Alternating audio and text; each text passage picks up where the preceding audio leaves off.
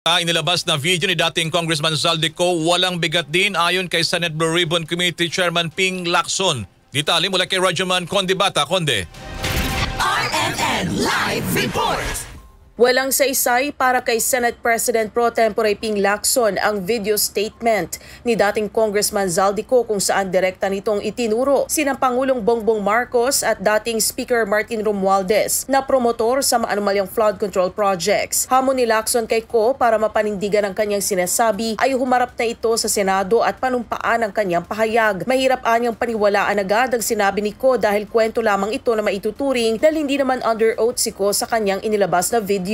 Kina-question din ni Lacson ang isiniwalat ni Ko kung bakit sa BICAM ipag-uutos ng Pangulo ang pagsisingit sa pondo gayong pwede namang gawin ito sa National Expenditure Program o sa NEP. Nilinaw ni Lacson na hindi niya ipinagtatanggol ang Pangulo pero alam niya kasi ang proseso ng budget. As of now, walang probative value kasi hindi naman under oath eh. Kwento. Hindi naman siya under oath eh. Pumunta siya rito, mag-take oath siya at sabihin niya yung statement niya, then yun na may probative value.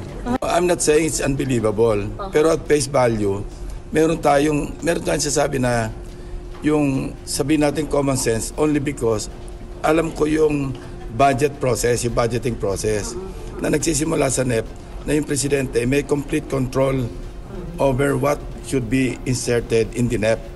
So kung ganun na pala, ba't sa BICAM pa siya magpapa-insert? Na hindi siya partner. Kasama mo sa DZXL RMN Manila, Rajuman Conde Bata, Tatak RMN.